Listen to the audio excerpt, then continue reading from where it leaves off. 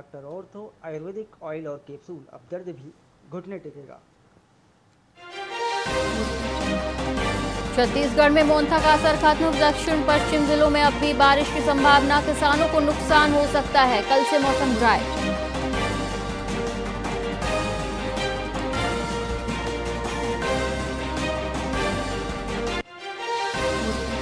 जशपुर में 3 दोस्तों ने शमशान के पास साथी को चाकू से काट डाला, शव को 400 मीटर दूर पेट्रोल डालकर जलाया, कमीशन के पैसों को लेकर विवाद में हत्या की गई।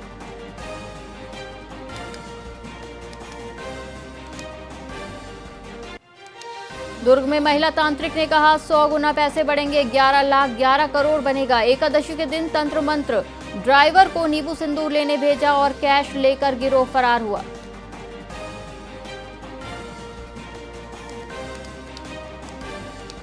दुर्ग में बाल संप्रेषण गृह से भागे 3 नाबालिग, दीवार फांदकर भाग निकले, सीसीटीवी खंगाल रही पुलिस, परिजनों से भी पूछताछ जारी।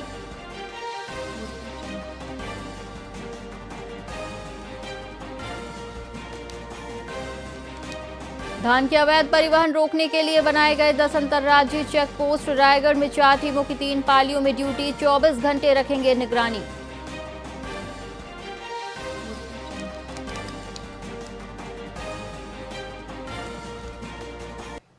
नमस्कार, आप देख रहे हैं वीआईपी न्यूज और मैं हूं आपके साथ एकता। आइए रुक करते हैं खबर की ओर।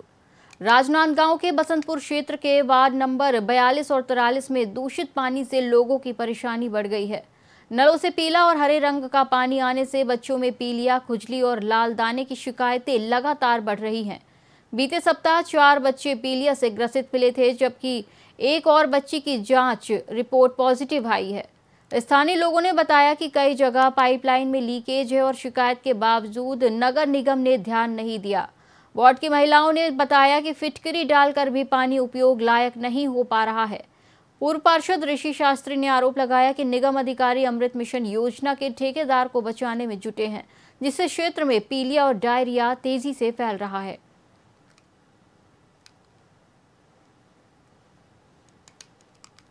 महीने भर पहले से मैंने शिकायत की थी पार्षद महोदया जी को। पार्षद महोदया जी द्वारा कोई ध्यान नहीं दिया गया। तत्पश्चात मोहल्ले में मेरे मोहल्ले के और भी बच्चे हैं, उनको पीलिया हो गया था। बच्चे जिला अस्पताल 100 बिस्तर में भर्ती थे, जिनमें से अभी 2 बच्चे डिस्चार्ज होके आए हमारे यहाँ पे कागज़ के साथ है।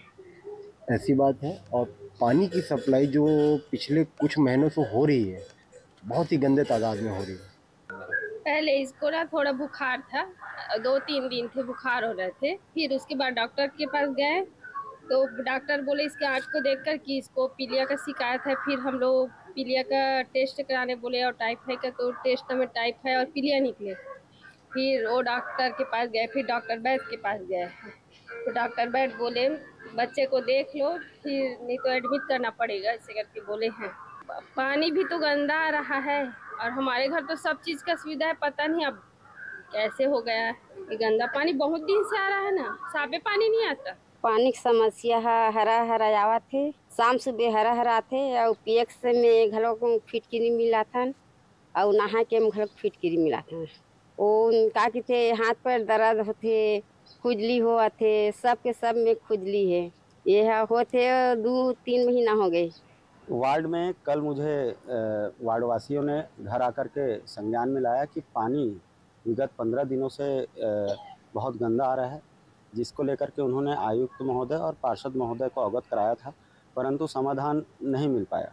जिसके बाद मुझे जानकारी आई, मैंने डोर टू डोर किया, जहां जानकारी मिली कि पीलिया, खुजली और अन्य जो गंदे पानी से होने वाली बीमारियां के लक्षण लोगों में काफ़ी सारे लोगों में देखे गए। जिसके बाद मैंने आयुक्त महोदय और स्वास्थ्य विभाग को इसकी जानकारी देते हुए टीम बुलवाई। टीम आकर के जांच किया, सर्वे किया। टीम के कर्मचारियों ने यहाँ पर तो स्वयं स्वीकारा कि पानी में कुछ गड़बड़ी है, परंतु जो अधिकारी एसी रूम में बैठे रहते हैं और वो वहाँ से ये बता रहे हैं मुझे फ़ोन करके कि पानी स्वच्छ है। जबकि मैं आपको बता दूं कि राजनांदगांव में अमृत मिशन के तहत करोड़ों का, लाखों का लैब बना हुआ है, जहां आज भी ताला लगा हुआ है। तो जांच कहां से हो गई, कैसे हो गई? क्या पीएचई विभाग ने जांच की है, क्या अमृत मिशन ने जांच की है? जबकि अमृत मिशन की ठेके की कंपनी तो 15 दिनों से गायब है। बीजापुर जिले के भैरमगढ़ में ग्राम पंचायत को नगर पंचायत बनाए जाने के बाद से ग्रामीणों की परेशानियां बढ़ गई हैं।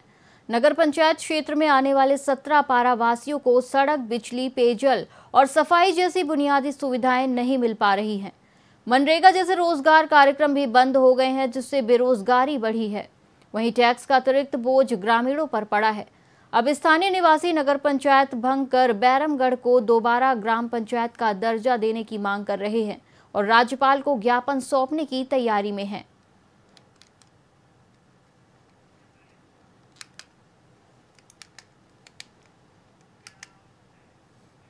कांकेर जिले के भानु प्रतापपुर, चारामा और दुर्गु कोंदल ब्लॉक में 29 से 31 अक्टूबर तक ब्लॉक स्तरीय बस्तर ओलंपिक 2025 का सफल आयोजन किया गया।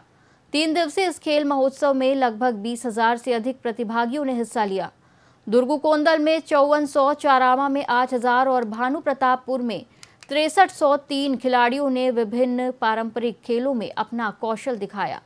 समापन समारोह में जनप्रतिनिधियों और अधिकारियों ने विजेताओं को सम्मानित किया। कार्यक्रम में कहा गया कि ऐसे आयोजन ग्रामीण खेल प्रतिभाओं को पहचान और प्रोत्साहन देने का उत्कृष्ट माध्यम है।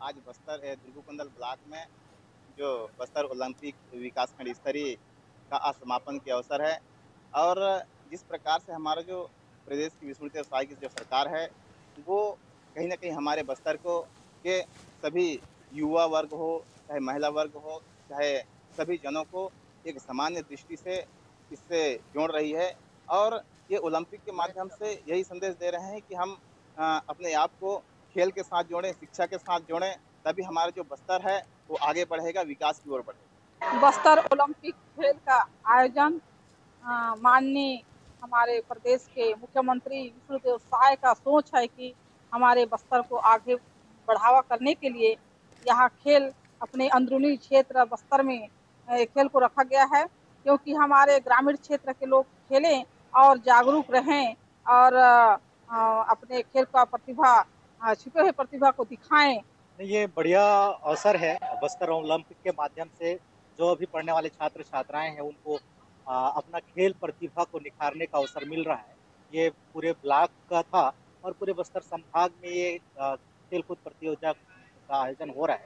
ये बहुत ही अच्छा है और इसमें लोग बढ़ चढ़ के हिस्सा लेंगे। आज बस्तर छत्तीसगढ़ राज्योत्सव के अवसर पर दुर्ग के पटेल चौक पर गढ़ कलेवा का शानदार शुभारंभ किया गया।